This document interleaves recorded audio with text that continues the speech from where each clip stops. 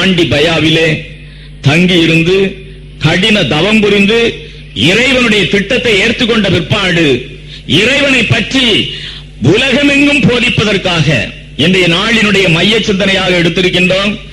இறைவனின் தொனி சப்தமாக்கிய புனித அந்தோனியாரே எங்களுக்காக வேண்டிக் கொள்ளும். தொனி சப்தம் என்றால் முழக்கம். இறைவனுடைய வார்த்தையை முழக்கம் விடுவது, முணங்குவதல்ல, முறுமுறுப்பதல்ல, வாய்க்குள்ளே வைத்திருப்பதல்ல, முழக்கம் விட வேண்டும். இறைவனின் தொனி சப்தம்.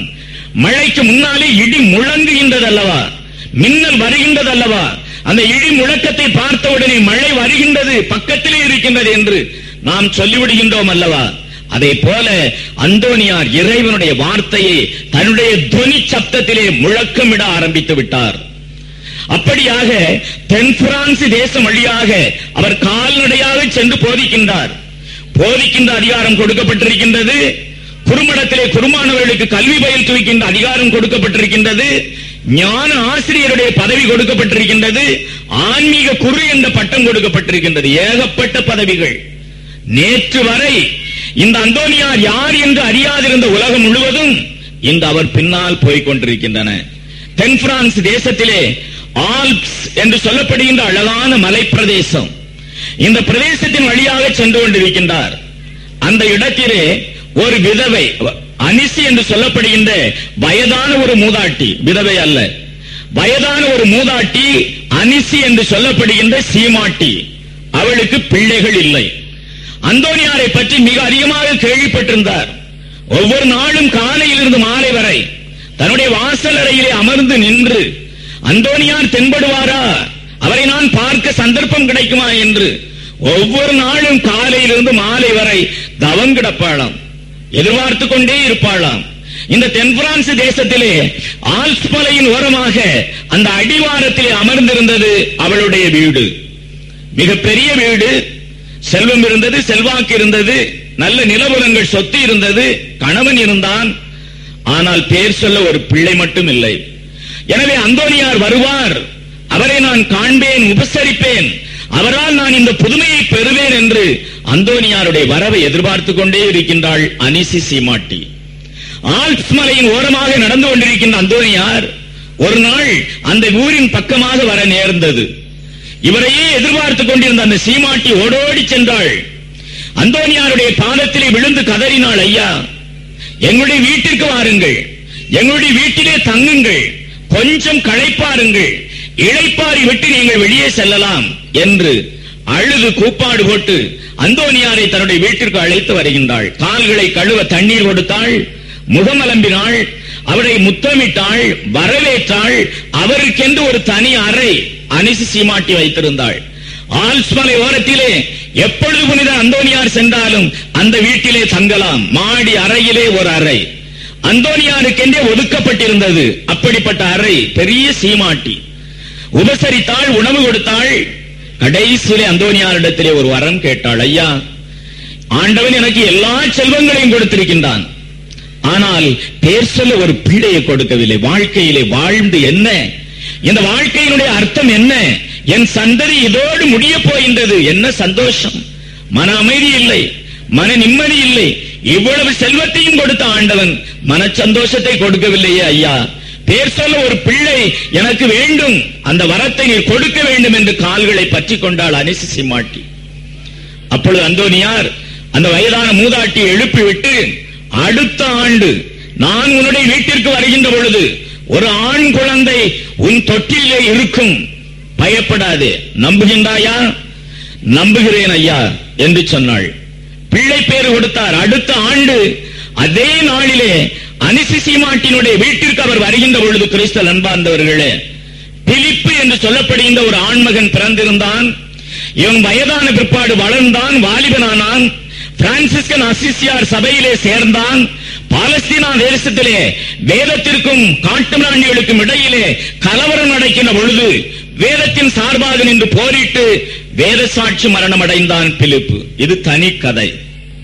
எனவே அனிசி சீமாட்டியை சந்தித்து பேர் சொல்ல ஒரு பிள்ளையை கொடுத்தார். மகப்பேர் அடைகின்ற, மகப்பேர் கேட்கின்ற ஆட்கள் புனித அந்தோனியாரிடத்திலே இந்த வரத்தை கேட்பது உண்டு. ஏனென்றால் பிள்ளை வரம் கொடுக்கின்ற புனிதர் நமது அந்தோனியார், பதுவை பதியர். இந்த அனிசிசி மாட்டியை சந்தித்த பிற்பாடு ஆர்லஸ் என்று சொல்லப்படுகின்ற பட்டணத்திற்கு 1224வது ஆண்டு செப்டம்பர் மாதம் 29ஆம் தேதி, நினைத்து பாருங்கள், செப்டம்பர் மாதம் 29ஆம் தேதி புனித மிக்கேல் அதிதூதர் திருவிழா. அங்கே பிரான்சிஸ்கன் மடம் ஒன்று இருந்தது. ஆர்லஸ் பட்டணத்திலே பிரான்சிஸ்கன் சபை மடத்திற்குள்ளே நுழைந்தார். அவர் வந்தவுடனே எல்லோருக்கும் மகிழ்ச்சி. ஏனென்றால் இதற்குள்ளாக அந்தோனியாருடைய பிரசங்கம், அவருடைய மறையுரையினுடைய வேகம், அவருடைய அருள் உரைகள், அவர் புரிந்த புதுமைகள், வியப்பான செயல்கள் அத்தனையும் உலகமெங்கும் பரவி இருந்தது. ஆர்லஸ் பட்டணத்திலும் பரவி இருந்தது. எனவே அந்த சபை மேலாளர் மாலையில் நடக்கின்ற திருப்பலியிலே நீங்கள் கட்டாயம் ஒரு மறையுரை உங்களுக்கு ஆற்ற வேண்டும் என்று கேட்டுக்கொண்டார். தாழ்ச்சியுடன் ஒத்துக்கொண்டார். அந்த நாள் முழுவதும் இருந்து தியானம் செய்து இந்த ஆர்லஸ் பட்டணத்து துறவிகளுக்கு என்ன சொல்ல வேண்டும் என்ற ஆண்டவரிடத்திலே கேட்டு, நாளை மணி ஆகியது, மாலை வந்தது, திருப்பலி தொடங்கியது, நற்செய்தி வாசகம் வாசிக்கப்பட்டது. பிரசங்க மேடையில ஏறி முழங்கினார். எப்படி முழங்கினார்?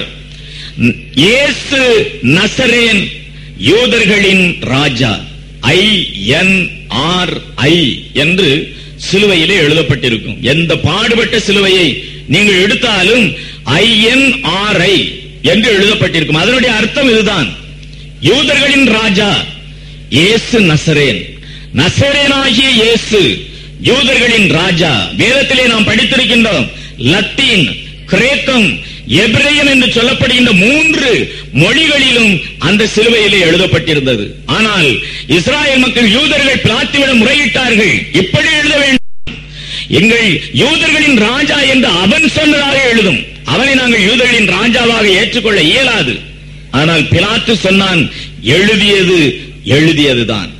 எனவே இந்த வார்த்தைகளை மட்டும் தன்னுடைய மறையுரையின் மைய சிந்தனையாக எடுத்துக்கொண்டார். இயேசு நசரேன், யூதர்களின் ராஜா. இந்த இடத்தை எடுத்துக்கொண்டு ஒரு சாதாரண ஒரு நசரேயன், நாசரேத்தூர் இயேசு, ஒரு தச்சனுடைய மகன், சாதாரண மரியாளினுடைய மகன், சாதாரண சகோதர சகோதரிகள், தன்னுடைய சிற்றப்பன்மார்கள், பெரியப்பன்மார்கள், சாதாரண குடும்பம். நாசரேத்தூர் இயேசு யூதர்களின் ராஜா வாழ்ந்த இடத்தை இப்பொழுது லொரெட்டோ என்று சொல்லப்படுகின்ற பட்டணத்திலே அந்த குடிசை வீட்டை 9வது நூற்றாண்டு காலத்திலே ஆயிரக்கணக்கான சம்மனசுக்கள் நாசரேத்தூர் என்கின்ற அந்த கிராமத்திற்கு வந்து, அது இருக்கிறது கலிலேயா பிரதேசம், அந்த வீட்டை அடித்தளத்தோடு எடுத்து ஆகாய மார்க்கமாக கொண்டு சென்று இத்தாலி தேசத்திலே லொரெட்டோ என்று சொல்லப்படுகின்ற புனிதமான பட்டணத்திலே அந்த வீட்டை ஸ்தாபித்திருக்கின்றார்கள். இன்று லொரெட்டோ பட்டணம் நாம் சென்றால் அந்த குடிசை வீட்டை சுற்றி மிகப்பெரிய பேராலயம் ஒன்று கட்டப்பட்டிருக்கின்றது லொரெட்டோவிலே. குடிசை வீடு, ஏழை தச்சன், ஏழை மரியாள், இப்படிப்பட்ட ஒரு சாதாரண மனிதன் யூதர்களின் ராஜாவாக, மனிதகுலத்தின் ராஜாவாக, அண்ட சராசரங்களின் ராஜாவாக எப்படி உயர்த்தப்பட்டான் என்று தன்னுடைய வாய்ச்சாலகமான பேச்சினால், தன்னுடைய அழகான அறிவினால், அழகான வார்த்தைகளினால், கவர்ச்சியான பிரசங்கத்தினால் அந்த துறவிகளை எல்லாம் வசமாக்கி கொண்டார். கிறிஸ்தவர்களே, வரலாறு சொல்லுகிறது, இதற்குள்ளாக பிரான்சிஸ் அசிசியார், பிரான்சிஸ்கன் சபையை தொடங்கிய புனிதர் இறந்து விட்டார். விண்ணகத்திலே புனிதராக இருந்தவர் முழக்கம் விடுகின்றான், தன்னுடைய மகன் அந்தோணி என்று கேட்டவுடனே விண்ணகத்திலிருந்து மண்ணகத்திற்கு வந்தார். அந்த கோயிலுடைய வாசல் அறையிலே உற்று கேட்டுக் கொண்டிருக்கின்றார். தன்னுடைய மகன் எப்படி பேசுகின்றான் என்று இந்த மண்ணகத்திற்கு வந்து கேட்டதாக 3 அடிகள் உயரத்திலே அவருடைய பாதங்கள் அந்தரத்திலே நின்று கொண்டிருக்க, துறவிகள், சபை மேலாளர்கள் அத்தனை பேரும் தங்களுடைய ஊனக்கண்களினால் பிரான்சிஸ் அசிசியாரை பார்த்தார்கள். கிறிஸ்துவில் அன்பார்ந்த சகோதர சகோதரிகளே, அற்புதமான பிரசங்கம். செப்டம்பர் மாதம் 29ஆம் தேதி 1224வது ஆண்டு, ஆர்லஸ் பட்டணம், பிரான்சிஸ்கன் சபை துறவிகளுடைய மடம், இயேசு நசரேன், யூதர்களின் ராஜா என்கின்ற தலைப்பிலே ஒரு அருமையான பிரசங்கம். இதை கேட்பதற்காக விண்ணிலிருந்து மண்ணிற்கு இறங்கி வந்து 3 அடி அந்தரத்திலே நின்று, கிறிஸ்துவில் அன்பார்ந்தவர்களே, பிரான்சிஸ் அசிசியார் கதவண்டையிலே நின்று கேட்டுக்கொண்டிருப்பதாக இதை காட்சியாக வரைந்து வைத்திருக்கின்றார்கள். ஆர்லஸ் பட்டணத்திலே பிரான்சிஸ் அசிசியார் பார்ப்பதாகவும் அந்தோனியார் மறையுரை ஆற்றுவதாகவும் துறவிகள் எல்லாம் உட்கார்ந்திருப்பதற்காகவும் அருமையான ஒரு படம், ஒரு சித்திரம் ஒன்று வரைந்து ஆர்லஸ் பட்டணத்திலே மாட்டியிருக்கின்றார்கள். இன்றும் நீங்கள் சென்றால் இந்த காட்சியை நீங்கள் பார்க்கலாம். ஆர்லஸ் பட்டணத்தை விட்டு மான்பெல்லியார் என்று சொல்லப்படுகின்ற இடத்திற்கு வந்தார். பிரான்ஸ் தேசம் முழுவதும் கால்நடையாகவே சென்று வேதம் போதிக்கின்றார். எவ்வளவு கஷ்டப்பட்டிருக்க வேண்டும். இந்த நாட்களிலே கார் வசதி, ட்ரெயின் வசதி, ஆகாய விமானம், உலகமானது குறுகிவிட்டது, உலகமானது சுருங்கிவிட்டது. ஒரு சில நிமிடங்களுக்குள்ளாகவே எங்கிருந்து USA, அமெரிக்கா என்று சொல்லப்படுகின்ற அடுத்த கண்டம், நாம் இங்கே இருக்கின்றோம் என்றால் நேர் எதிரிலே இருக்கின்ற அமெரிக்காவிற்கு ஓரிரு வினாடிகளிலே இங்கே நடக்கின்ற செய்திகளை அனுப்பிவிட முடியும். அங்கே இருக்கின்ற செய்திகளை அதே வினாடி இங்கே நாம் கேட்க முடியும். ஆனால் அந்த வசதிகள், வாய்ப்புகள் இல்லாத அந்த காலத்திலே அந்த ஆர்லஸ் பட்டணத்தில் இருந்து மான்பெல்லியார் பட்டணத்திற்கு வருகின்றார். மான்பெல்லியார் பட்டணம் ஏற்கனவே நாம் ஆல்பிஜீனிய பதிதத்தை பற்றி ரிமினி என்கின்ற பட்டணத்திலே நாம் கேள்விப்பட்டிருக்கின்றோம். ரிமினி எப்படியோ அப்படியே மான்பெல்லியார். எனவே மான்பெல்லியார் பட்டணத்திலும் இந்த ஆல்பிஜீனிய பதிதத்தை தன்னுடைய மறையுரையினால் அடியோடு வேறறுத்தார். பல மாதங்கள் இங்கே தங்கியிருந்தார். பிரான்சிஸ்கன் சபை துறவிகளுக்கு என்று இருந்த மடத்திலே அவர் தங்கியிருந்தார். ஒவ்வொரு நாளும் ஒவ்வொரு வீட்டிற்கும் செல்வார்.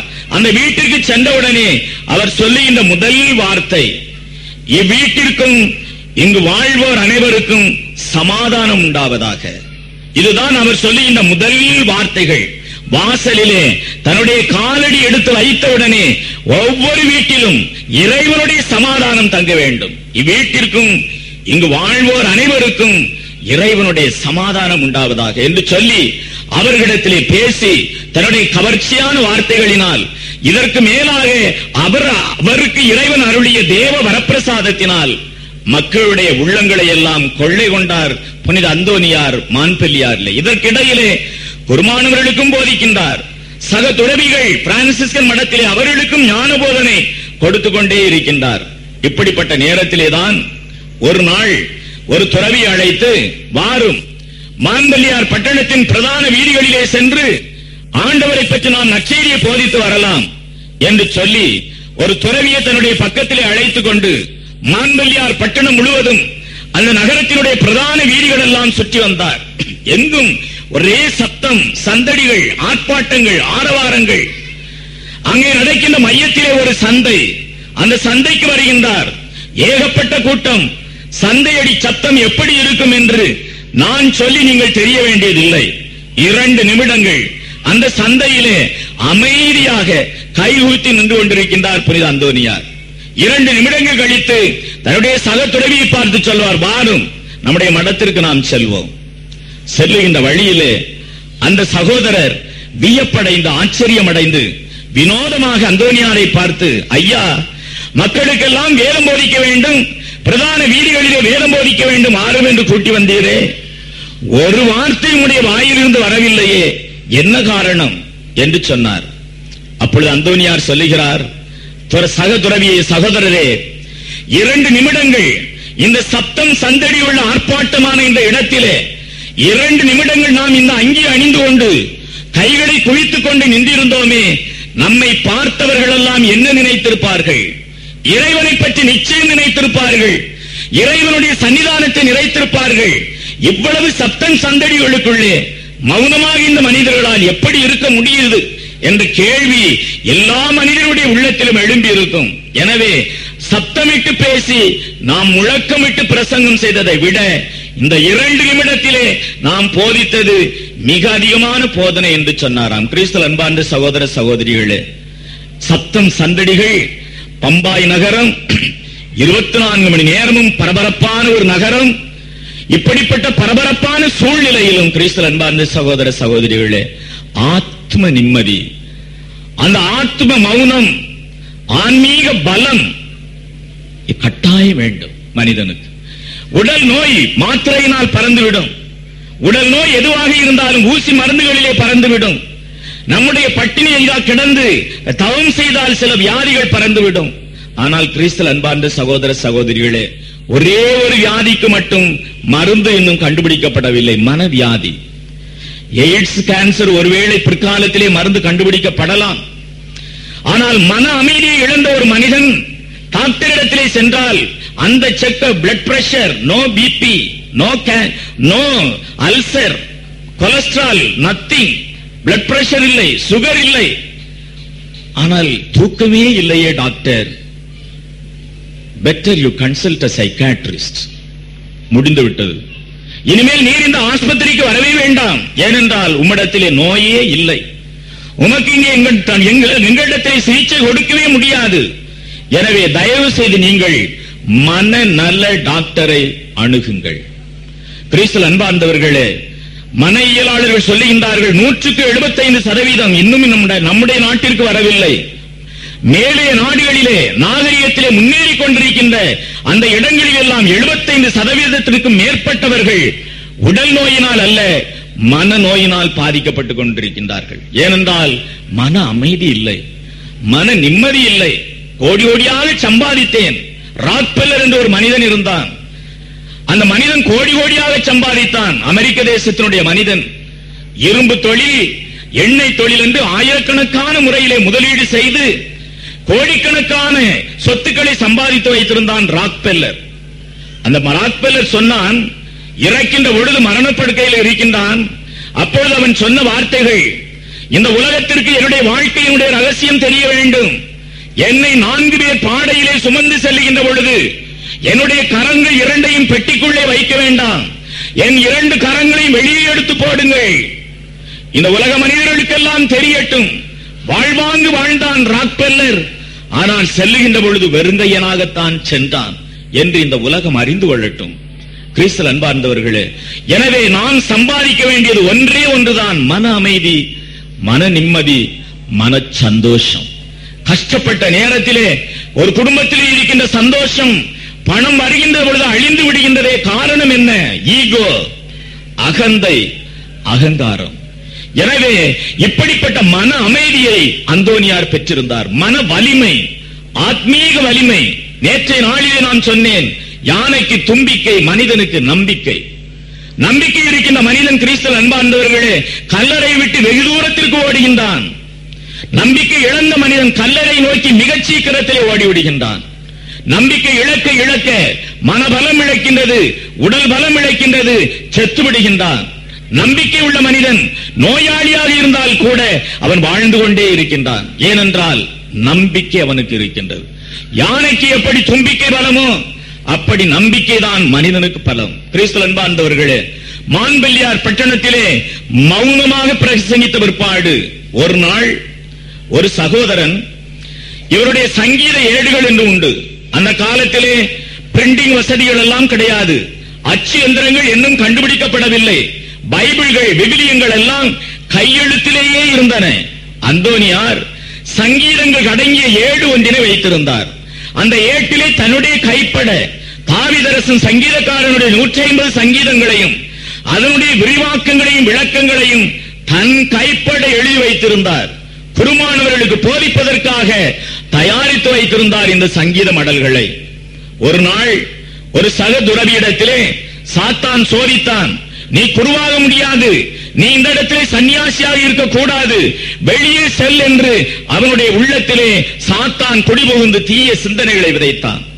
எனவே இரவோடு இரவாக அந்த துறவி எழுந்தான். எழுந்து ஓடியது மட்டுமல்ல, அந்தோனியார் தயாரித்து வைத்திருந்த அந்த சங்கீத ஏட்டினையும் எடுத்துக்கொண்டு ஓடினான். கிறிஸ்துவில் அன்பார்ந்தவர்களே, நள்ளிரவிலே ஜெபிக்கின்ற வழக்கம் புனித அந்தோனியாருக்கு உண்டு. நள்ளிரவிலே எழுந்து ஜெபிப்பதற்கு சங்கீத ஏடுகளை தேடுகின்றார், காணவே இல்லை. அங்கும் இங்கும் ஓடினார், காணவில்லை. ஆண்டவரை நோக்கி ஜெபித்தார், ஆண்டவரே இந்த சங்கீத ஏடுகள் என்னுடைய கரங்களுக்கு எப்படியாவது தாரும். காணாமல் போனவைகளை எல்லாம் கண்டுபிடித்து கொடுக்கின்றவர் புனித அந்தோனியார். காணாமல் போன பொருட்களை எல்லாம் கண்டுபிடித்து கொடுப்பவரான புனித அந்தோனியாரே, எங்களுக்காக வேண்டிக் கொள்ளும் என்று நம்முடைய பிரார்த்தனையிலே நாம் வாசிக்கின்றோம். எனவே காணாமல் போன பொருட்கள் கண்டுபிடிக்கப்பட வேண்டும், ஆண்டவரே எனக்கு உதவி செய்யும், சங்கீத ஏடுகளை என்னிடத்திலே பெற்றுத்தாரும் என்று ஆண்டவரிடத்திலே உருக்கமாக வேண்ட ஓடிக்கொண்டிருக்கின்றான் அந்த துறவி. ஒரு பாலத்தை கடந்து செல்ல வேண்டும், குறுகிய பாலம், கீழே தண்ணீர் உச்சத்திற்கும் ஓடிக்கொண்டிருக்கின்றது. அந்த இக்கட்டான ஒரு பாலத்திலே ஓடுகின்ற பொழுது அங்கும் இங்கும் அவன் செல்ல இயலாது அழகிற்கு விஸ்வரூபத்திலே ஒரு உருவம் வளர்ந்து கொண்டிருக்கின்றது. கோர உருவம், கருகருவென்றிருக்கின்ற உருவம், வலது கையிலே பளிச்சென்று மின்னுகின்ற ஒரு வாள், கொடூரமான பற்கள். இப்படிப்பட்ட ஒரு பயங்கரமான ஒரு உருவம் விஸ்வரூபம் எடுத்து அந்த பாலத்தை அடைத்துக் கொண்டிருக்கின்றது. ஓடுகின்ற மனிதன் நின்றான், பயப்பட்டான், பயத்தினால் உளறினான், துளறினான், கீழே விழுந்தான். அந்த சாத்தான் சொல்லியது. கிறிஸ்துவில் அன்பார்ந்தவர்களே, சாத்தானை விரட்டி அடிக்கின்ற புனித அந்தோனியாரை சாத்தானே உதவி செய்கின்றது பாருங்கள். அந்த சாத்தான் அந்த மனிதனிடத்திலே சொன்னான், இந்த சங்கீத ஏடுகளை எடுத்துக்கொண்டு உடனடியாக அந்தோனியிடம் போய் கொடு, இல்லை என்றால் இந்த இடத்திலேயே இந்த வாளால் உன்னை கொன்று தேவ கட்டளைப்படி இந்த பாலத்திற்கு கீழே நான் உன்னை வீசி விடுவேன் என்று அந்த கோர உருவம் எச்சரிக்க திரும்பி ஓடினான். பயத்தோடும் அச்சத்தோடும் அந்த துறவி தன்னுடைய சங்கீத ஏடுகளை எடுத்துக்கொண்டு மடத்திற்கு ஓடினான். அங்கே முழங்காலிட்டு ஜெபித்துக் கொண்டிருக்கின்றார் புனித அந்தோனியார். காணாமல் போன சங்கீத ஏடு கிடைக்க வேண்டும் என்று அந்த நேரத்திலே அவருடைய காலடியிலே சங்கீத ஏடுகளை விட்டு விக்கி விக்கி அந்த மனிதன் கதறி அழ ஆரம்பித்தான். ஐயா, என்னை மன்னித்து விடுங்கள், என்னுடைய துரோகத்தை மன்னித்து விடுங்கள், என் குற்றத்தை மன்னித்து விடுங்கள், மனம் திரும்பி விட்டேன், சபையிலே ஏற்றுக்கொள்ளுங்கள் என்று புனித அந்தோனியாரிடம் முறையிட சங்கீத ஏடுகள் கிடைத்த மகிழ்ச்சி ஒருபுறம், தொலைந்து போன துறவி கிடைத்த மகிழ்ச்சி இன்னொரு புறம். அவனை உடனடியாக மன்னித்து சபையிலே ஏற்றுக்கொண்டார் புனித அந்தோனியார். 1225 ஆண்டு ஆகஸ்ட் மாதம் 15வது நாள் நம்முடைய ஆத்ம சரீரத்தோடு தேவனால் மோட்சத்திற்கு எடுத்துச் செல்லப்பட்ட மோட்ச அலங்காரியினுடைய திருவிழா. இந்த திருவிழாவிலே அவருக்கு ஒரு சந்தேகம். மாலையிலே ஜெபித்துக் கொண்டிருக்கின்றார். தன்னுடைய அறையிலே அங்கும் இங்கும் உலாவிக்கொண்டு மாலை ஜெபம் ஜெபித்துக் கொண்டிருக்கின்றார். தன்னுடைய கட்டளை ஜெபத்திலே புனித அந்தோனியார். அப்பொழுது தேவனுடைய மாதா ஆண்டவனுடைய அருளோடும் வல்லமையோடும் ஆயிரக்கணக்கான சம்மனசுக்கள் புடைசூழ ஆத்மத்தோடும் அழியாத சரீரத்தோடும் ஆண்டவனுடைய சன்னிதானத்திற்கு எடுத்துச் செல்லப்பட்டாள் என்கின்ற இடம் வருகின்ற பொழுது ஒரு சந்தேகம், ஒரு நெருடல் அவருடைய மனதிலே விழுந்தது. ஒரு வினாடிதான் சந்தேகம். ஆத்மத்தோடும் சரீரத்தோடும் இந்த அம்மா எப்படி மேலே சென்றிருக்க முடியும்? வேதத்தை எடுத்து பாருங்கள். ஏனோக் என்ற ஒரு மனிதன் 7வது வானத்தினுடைய 7வது உச்சி அடைந்தான். அவன் செத்ததாக வரலாறு இல்லை. எலியா சிறைவாக்கினரை பற்றி வேதத்தை புரட்டி பாருங்கள். அவருடைய கடைசி நாள் எப்படிப்பட்டதாக இருந்தது? அவருடைய சீடன் எலிசையோடு சென்று கொண்டிருக்கின்றார் எலியாஸ். அப்பொழுது விண்ணகத்திலிருந்து அக்கினிமயமான ஒரு தேர், அக்கினிமயமான குதிரைகள் பூட்டப்பட்ட அக்கினிமயமான தேர் விண்ணகத்திலிருந்து கீழே வர எலியாஸ் தேரின் மேல் ஏறினார். அந்த அக்கினிமயமான தேர் வானத்திற்கு எடுத்துச் செல்லப்பட்டது. அந்த தேரிலே எலியாஸ் எடுத்துச் செல்லப்பட்டார். அவர் இறந்தாரா இறக்கவில்லையா என்பது வேதத்திலே சொல்லப்படவில்லை. மோயிசன் இஸ்ராயேல் மக்களை 40 ஆண்டுகளாக பாலைவனத்திலே நடத்தி வந்த அற்புத மனிதன். இந்த மனிதன் செய்யாத புதுமைகள் இல்லை. கையில் இருந்த கோலை கொண்டு அருமையான அற்புதங்களை எல்லாம் செய்தான். ஆனால் ஆண்டவர் அவனுக்கு என்ன சொல்லியிருந்தார் தெரியுமா? நீ கானான் தேசத்தை கண்களால் பார்க்க முடியுமே ஒழிய கானான் தேசத்திற்குள்ளே உன் காலடி எடுத்து வைக்க முடியாது. ஏன்? ஒரு சிறிய காரணம். ஒரே மலையிலே மக்கள் எல்லாம் முறையிடுகின்றார்கள். தண்ணீர் இல்லை, தாகமாக இருக்கின்றது. நாங்கள் நைல் நதியிலே எவ்வளவு தண்ணீர் வருகிறோம், பாலைவனத்திலே கொண்டு பாவி எங்களை அலைக்கழிக்க வைத்து விட்டாயே என்று மோயிசனை சாட, மோயிசன் ஆண்டவரிடத்திலே உத்தரவு பெற்று தன்னுடைய கோலினால் ஒரே மலையிலே பாறையிலே அடித்தான். முதல் முறையாக சந்தேகத்திலே நீர் சுரக்கவில்லை. 2வது முறையாக அடித்தான், நீர் சுரந்தது. அப்பொழுது ஆண்டவன் சொன்னான், என் மேல் உனக்கு நம்பிக்கை இல்லையே? இவ்வளவு புதுமைகள், இவ்வளவு ஆச்சரியங்கள், இவ்வளவு காரியங்களையும் உன் முன்னால் நான் நடத்தி கொண்டிருக்க ஒரே கோலிலே அடித்து தண்ணீர் சுரக்க உனக்கு வல்லமை இல்லையே? சந்தேகப்பட்டாயே? எனவே உனக்கோர் தண்டனை. வாக்களிக்கப்பட்ட பூமியாகிய கானான் தேசத்தை மலையின் உச்சியிலிருந்து நீ காண்பாய், ஆனால் அங்கே நீ நுழைய மாட்டாய். எப்படிப்பட்ட தண்டனை பாருங்கள். அந்த மோயிசன் மலையிலே ஏறினான். ஆண்டவருடைய கட்டளைப்படி கானான் தேசத்தை அந்த மலையிலிருந்து நாலா பக்கங்களிலும் பார்த்தார். அதனுடைய செழுமை, வலிமையான கட்டடங்கள், எரிக்கோ நகரத்தினுடைய அரண்மனைகள், இவைகளை எல்லாம் பார்த்து என்னுடைய சந்ததி வாக்களிக்கப்பட்ட பூமியிலே வாழ்வாங்கு வாழட்டும் என்று சொன்ன பிற்பாடு ஆண்டவர் என்ன செய்தாராம்? அந்த மலையிலே ஒரு கல்லறையை வெட்டினார் ஆண்டவர். மனுஷனுக்கு மனுஷன் கல்லறை வெட்டுகின்றான், ஆனால் இங்கே ஆண்டவனே மனிதனுக்கு கல்லறை வெட்டுகின்றார். கிறிஸ்தவ சகோதர சகோதரிகளே, 120 வயது மோயிசனுக்கு. அந்த நேரத்திலே ஆண்டவர் தாமே கற்பாறையை வெட்டி ஒரு கல்லறையை தோண்டினார். வேதம் சொல்லுகிறது, அந்த 120 வயதிலும் அவருடைய தலை மயிர் ஒன்று கூட நரைக்கவில்லை, அவருடைய கண்கள் பஞ்சடையவில்லை, அவருடைய பற்கள் 32 ஆணி அடித்தார் போல் இருந்தது, அவருடைய முகத்திலே சுருக்கங்கள் இல்லை. ஏன்? ஆண்டவனை நிதர்சனமாக பார்த்த ஒரு மனிதன். 120 வயதிலே ஆண்டவர் குழி தோண்டி அந்த மோயிசனை புதைத்தார். அவன் இறந்ததாக சரித்திரம் கிடையாது. கிறிஸ்து அன்பார்ந்தவர்களே, இவைகள் எல்லாம் புனித அந்தோனியாருடைய மனத்திலே வர ஆத்மத்தோடும் சரீரத்தோடும் தேவதாய் கல்லறையில் இருந்து எப்படி எழும்பி போயிருப்பான் என்று ஒரு சில வினாடிகள் சந்தேகப்பட்டார். கிறிஸ்து அன்பார்ந்தவர்களே, அந்த அறையானது பரலோக பிரகாசத்தினால், பரலோக ஒளியினால் நிரம்பியது. தேவ அன்னை தத்ரூபமாக அந்த அறையிலே அந்தோனியாருக்கு காட்சி கொடுத்தாள்.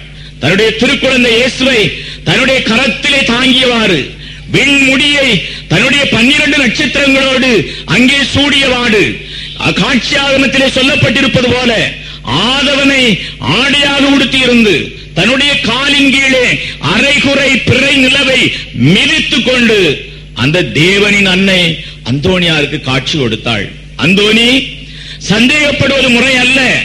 ஆத்மத்தோடும் சரீரத்தோடும் உன்னுடைய அன்னையும் தேவனுடைய அன்னையும் ஆகிய நான் மோட்சத்திற்கு எடுத்துச் செல்லப்பட்டது முக்காலத்திற்கும் உண்மை என்று நேரடியாகவே. கிறிஸ்து அன்பார்ந்த சகோதர சகோதரிகளே, 1858வது ஆண்டுதான் லூர்து நகரிலே பெர்னத் என்று சொல்லப்படுகிற ஒரு சிறுமிக்கு தேவ அன்னை காட்சி கொடுத்து நாமே அமல உற்பவம் என்று சொன்னாள். ஆனால் இந்த அமல உற்பவத்தினால் ஏற்படுகின்ற அந்த மகிமையான ஆரோபணம் 1225வது ஆண்டு ஆகஸ்ட் மாதம் 15வது நாள் தத்ரூபமாக அந்தோனியாருக்கு காட்சியிலே அருளப்பட்டது. கிறிஸ்து அன்பார்ந்த சகோதர சகோதரிகளே, இறைவனை நேரிலே காண்கின்றார், தேவ அன்னையை நேரிலே காண்கின்றார், புனித அசிசியாரை நேரிலே காண்கின்றார். இதைத்தான் ஆரம்பத்திலே நான் சொன்னேன், புத்த மதத்தினுடைய 3ஆம் நிலை. உருவங்களை எல்லாம், அரூபிகளை எல்லாம் நேரடியாக பார்ப்பது. சாத்தானை பார்க்கின்றார், கடவுளை பார்க்கின்றார், ஆண்டவரின் அன்னையை பார்க்கின்றார், தேவ தூதர்களை பார்க்கின்றார். கிறிஸ்து அன்பார்ந்த சகோதர சகோதரிகளே, இப்படியாக மான்பெல்லியார் பட்டணத்திலே ஆண்டவருடைய நற்செய்தியை எல்லாம் அறிவித்த பிற்பாடு இவருடைய பதவி உயர்வப்படுகின்றது. பிரான்சி தேசத்தில் முழுவதும் பிரான்சிஸ்கன் சபை அதிபராக உயர்த்தப்படுகின்றார். எனவே உயரமான இடத்திற்கு அழைத்து வரப்படுகின்றார். லுப்பியி என்று சொல்லப்படுகின்ற ஒரு இடம், கருப்பு மாதா என்று சொல்லப்படுகின்ற ஒரு ஆலயம், ஏறக்குறைய 500-600 படிகளை தாண்டி அந்த லுப்பி மலையிலே ஏற வேண்டும். அருமையான பட்டணம். இரவு நேரத்திலே ஒளிகின்ற விளக்குகளை பார்க்கின்ற பொழுது நம்முடைய இந்த பாண்டூப் நகரம், மலையிலே இருக்கின்ற இந்த நகர் நம்முடைய நினைவுக்கு வர வேண்டும். அப்படிப்பட்ட அழகான ஒரு நகர். தூசிகள் இல்லை, இங்கிருக்கின்ற புகைகள் இல்லை, மரங்களும் செடிகளும் கொடிகளுமாக அருமையாக இருக்கின்றது அந்த லுப்பி நகரம். அதனுடைய உச்சியிலே கட்டப்பட்டிருக்கின்றது கருப்பு மாதா ஆலயம். இந்த ஆலயத்திலே மௌனத்திலே செலவழிக்க தொடங்கினார் புனித அந்தோனியார். காலை முழுவதும் மாலை முழுவதும் நேரம் கிடைக்கும் பொழுதெல்லாம் ஆண்டவரை பற்றியே தியானித்துக் கொண்டிருந்தார். பின்னால் நேரம் கிடைக்கின்ற பொழுதெல்லாம் மலையை விட்டு கீழே இறங்கி அந்த பட்டணத்திலே மக்களுக்கு போதிக்க ஆரம்பித்தார். இந்த இடத்திலே ஒரு புதுமையை மட்டும் சொல்லி நான் இன்றைய மறையுரையை முடிக்கின்றேன். தென் அமெரிக்கா தேசத்திலே கார்த்தஜெனோ என்று சொல்லப்படுகின்ற பட்டணத்திலே இளம் தம்பதியர்கள் 2 பேர் இருந்தார்கள், கோடீஸ்வரர்கள். அவர்களுக்கும் பிள்ளை பேர் இல்லை. ஆண்டவரே, செல்வம் கொடுத்தாய், செல்வாக்கு கொடுத்தாய், பட்டம் பதவிகளை கொடுத்தாய், எல்லா வரங்களையும் கொடுத்த நீ பேர் சொல்ல ஒரு பிள்ளையை கொடுக்கவில்லையே என்று ஆலயத்திலே வேண்டினார்கள், கதறி அழுதார்கள்.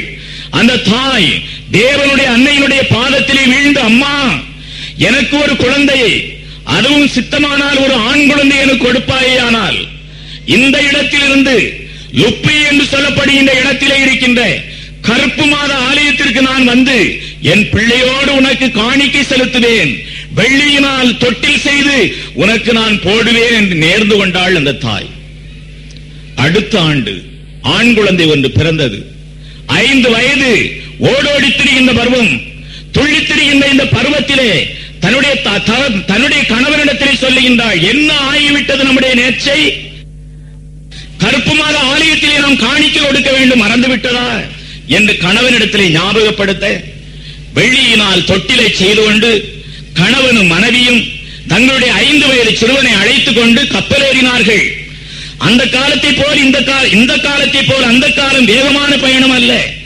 காற்று எதிர் திசையிலே அடித்தால் பயணமானது நின்றுவிடும். கடல் கொந்தளிப்புகள் அங்குமிங்கும் அலைக்கழிக்கப்படும்.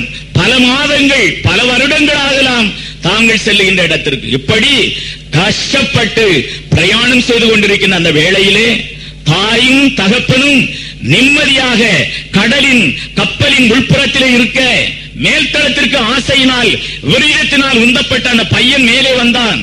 தன் கையிலே வைத்திருக்கின்ற பந்தை அங்கும் இங்குமாக போட்டு விளையாண்டான். சிறுவனுடைய புத்தி நமக்கு தெரியுமே. கடலிலே கப்பல் ஓடுகின்றது, கீழே விழுந்தால் ஆபத்து என்று அறியாத ஒரு பருவம், ஒரு பச்சை மழலை பருவம். அந்த பந்தை அங்கும் இங்குமாக அடித்து ஓடி ஆடி விளையாடி கொண்டிருக்கின்றான் கப்பலின் மேல்தளத்திலே. ஒரு நேரத்திலே அந்த பந்து கப்பலின் தளத்தை விட்டு வெளியே எகிறியது. பிடிக்கப் போவதாக, தரையிலே இருந்து விளையாடி கொண்டிருப்பதாக நினைத்த அந்த சிறு பையன் பந்தை பிடித்து விட வேண்டும் என்ற ஆதங்கத்திலே பாய்ந்தான், பந்தை விட்டான், கடலுக்குள்ளே வீழ்ந்தான். அருமையாக பெற்ற பிள்ளை, ஆண்டாண்டு காலமாக ஆண்டவரிடத்திலே நேர்ச்சி செய்து கண்டுள்ள பெற்ற பிள்ளை. ஸ்பெயின் தேசத்திலே லுப்பி நகரிலே கருப்பு மாத ஆலயத்திலே காணிக்கை கொடுக்கப்பட வேண்டிய பிள்ளை. நேர்ச்சை நைவேத்தியங்கள் கையிலே இருக்கின்றன. இத்தனையும் இழந்து, மகனையும் இழந்து அந்த தம்பதிகள் ஏங்கினார்கள், அழுதார்கள். தங்களுடைய பயணத்தை திருப்பிவிட வேண்டும் என்று நினைத்தார்கள். ஆனால் கடற்பயணிகள் எல்லாம் சொன்னார்கள், அம்மா ஆண்டாண்டு காலம் அழுது புரண்டாலும் மாண்டார்கள் வருவதில்லை. இறைவனுக்கு சித்தமானால் ஆண்டவன் உங்களுக்கு இன்னொரு பிள்ளையை கொடுப்பார்.